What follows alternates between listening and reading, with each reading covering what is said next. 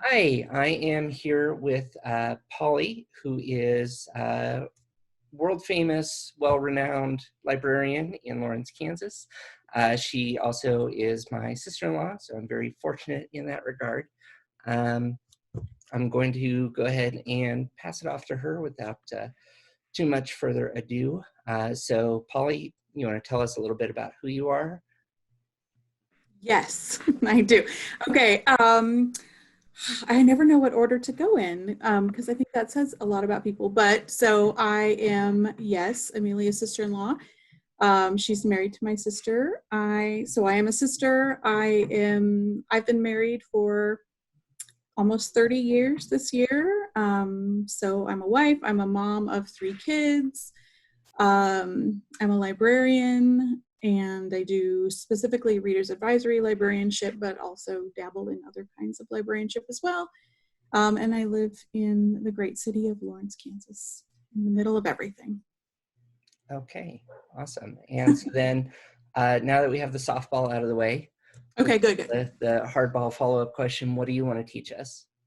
Mm, well, not to be too on the nose, but I thought I would teach people how to find a book that they enjoy reading, actually. So readers advisory librarians have some tricks that we use to teach people to help them find something that they want to read, but we don't want them just to rely on us. We want them to also learn how to um, you know gauge their own reading interests and find something themselves that they want to read too. We always love talking to you, we want to talk to you, but we're not always available. So what we do a lot is talk to people about their like the things that they're into. So I'll give you some examples. So sometimes people come in and it's not uncommon that they just haven't read for a really long time. They kind of stopped reading in high school. That was an unpleasant experience. They read, if they went to college, they read in college what they had to read, and and then that's it. But they, for whatever reason, have decided they want to get back into reading. So um, for someone like that, if you're in that boat, like you haven't read for a long time, I would suggest that you think about what it is that you watch, like what things, because we know we all watch stuff. So, what are you binging? What are you really interested in? And then think about what it is about those shows that you watch, or maybe even podcasts that you listen to that keep you coming back to them. So, do you like the characters? Or is there something about the characters that you're into? Are they unlikable? Are they very likable? Are they like, is it a strong female character? Is it a detective, or something? Is there something about that the characters that you really identify with, so that like when the show's over, you're just like, oh my god, I lost a friend. Like you're so sad that you can't go back and visit those people.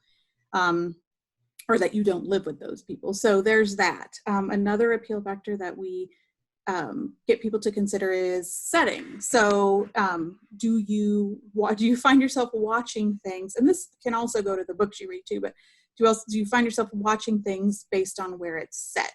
Like, do you love to just watch things based in, the Scottish Highlands? Do you love to watch things that are gritty and urban? Do you like to watch things that are pastoral? And there's lots of waving wheat and floating clouds. So like think about the things that you watch. So that's the second thing. Another thing is pacing. Like, do you care if the story just sort of meanders, and maybe you're at the end of the third episode and you're just barely kind of getting into things, but you've noticed a lot of beautiful things along the way? Or, do you need to start with a car chase, like, or, you're in the middle, like you're at a murder scene, or, people are fighting, or, or just something, there's something exciting happening that grabs you right away. So pacing would be the other thing. So those three, and if you're, and tone is another. So if you're, are things kind of dark, sinister, scary, light, like funny, so, what those kinds of things. So you might find that you are going, you find yourself sort of drawn to the same kind of things over and over again.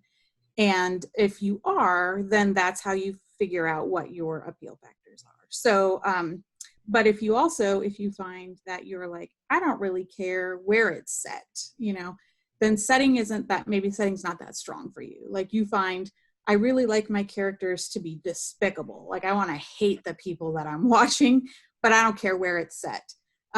So character might be a stronger thing for you. And so, noticing the things that you really respond to, I think those are all really important things. So I tell people to think about that in the things they watch. And then also, if you are already a reader and a heavy reader, that helps people, I think, just think a little more deeply about what they're reading. Because sometimes you read a lot of things and you just think, you don't put together all of the, you don't connect all of the dots about what it is that you keep coming back to. So this sort of helps you really think about the things that you keep coming back to. So yeah, anytime that you find yourself saying those things, like if you're reading it, like I couldn't put it down or I couldn't turn it off, like that means that you like something that has very fast pacing, those kinds of things. So listen to what, when you're telling somebody what you like, listen to the things that you're saying, because that gives you clues to more things that you'll like. But one really important thing that sort of trumps all other things, I think, is the mood that you're in. So you can know already, I love romance. I love reading them. I especially love romance that's set in Scotland.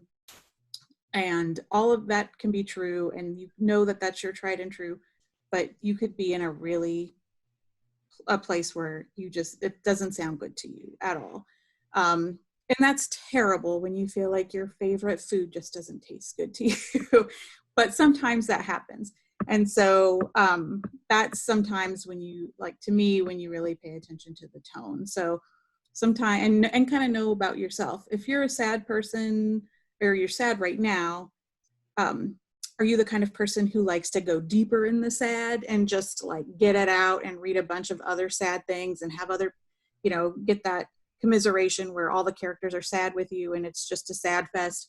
Or are you the kind of sad person who really needs somebody to drag you out of it? Like, are you the kind of person who, when you're sad, you want your friends to come over and take you out and cheer you up and like have a good time? So that if you're that person, you might really want to read something lighter and more uplifting and happier.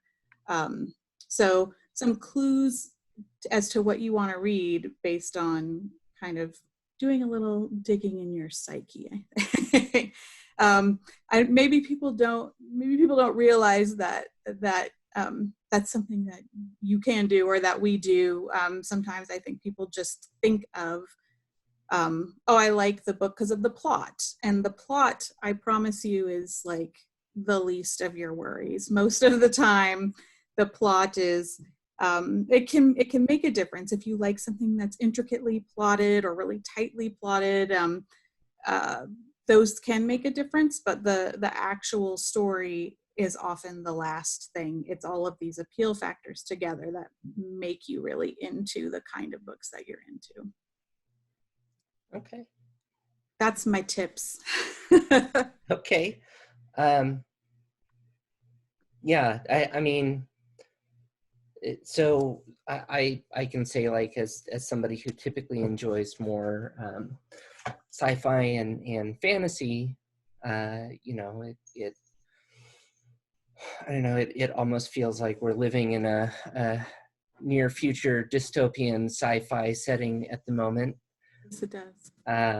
So yeah, like I've been digging into like nonfiction, like self-improvement type stuff a little bit more heavily. Yeah. So yeah, So you feel like your response to that is, I don't need to read about that now. I need to go to something else. Like you're not a leaner in, you don't lean into it. You want to lean away from it. Right. If I'm living it, I don't necessarily need to read it too. Gotcha. Reading for me is definitely more escapism, I think. Yeah. Which is absolutely fine. That's another, thing I like to make sure that I tell people is, there's no such thing as a guilty pleasure read. It's just a pleasure read. Like you should enjoy what you're reading. And I, I don't know, high school English teachers, maybe some terrible librarians, I don't know, tried to make people feel like there's good literature and then there's everything else. And I just don't subscribe to that. I feel like anything that transports you, that makes you feel something when you read it, that, keeps your interest, and that like expands your horizons or opens your eyes or, brings you friends, that's what you should read. And so, I'm not saying that, yes, there are some books that are technically probably better written than other books. And if language is really important, that's another appeal factor. If language is really important to you, it has to be lyrical and lush and beautiful, that will make a difference to you. But a lot of people, that's not, they don't mind something that's more just conversational in style, and it doesn't have to, blow your hair back with the, the words that are chosen. So yeah, I'm a huge proponent of just people reading just for the pleasure of it, for leisure. And there's so much research out there that shows that leisure reading is really good for you. And for adults, it does help you reduce your anxiety. It helps you reduce your depression. It helps you help stave off Alzheimer's. It can lower your blood pressure. It makes you more empathetic. It can make you a better citizen. Can make you a better leader. And that's, that's not self-improvement nonfiction. That's just, fiction, reading about other people's lives and experiences. And it expands you in a way that lets you be open to other experiences in your life. And that's even with genre fiction, even sci-fi. In fact, sci-fi and fantasy often have so many lessons for, the world that we're living in, right? And they're couched in it's another world and maybe another system, but it's really addressing the place where we live right now, which is why you're not reading this right now. Yeah. So I definitely want people to get back to reading. I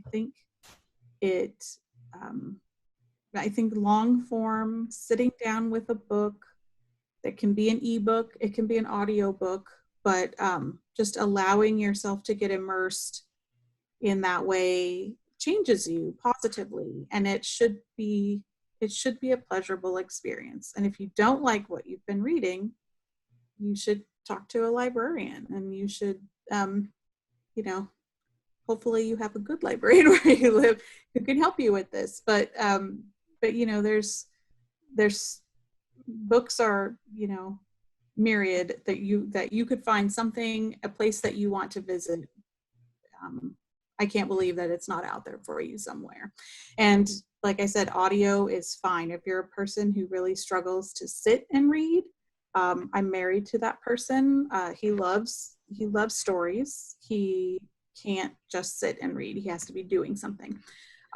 He sometimes goes through, 5 audiobooks, 6 audiobooks a month, just, while out cleaning the garage or mowing the lawn or whatever. So don't let anybody tell you that audiobooks are cheating, because they're not.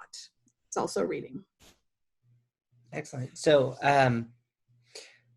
for those of us that, which I assume is a vast portion of the population right now, but those of us that are stuck at home, stuck without access to a library, or our local library is closed to the public at the moment, do you have any resources you can recommend for people to still get their hands on books or ebooks or audiobooks or anything else? Yes. Well, I do hope, I realize that I don't know where everybody lives. I hope that your library does have access to ebooks and audiobooks. We are, at our library, we are making sure that if you contact us, you just have to email our accounts desk, and maybe you haven't logged on for a while, maybe your card's expired or something. We're making it extremely easy right now to get a library card from our library if you are, live in our service area. And so with that, you have access to Overdrive, which I think a lot of libraries have access to Overdrive, and you use an app called Libby to access that. A lot of libraries have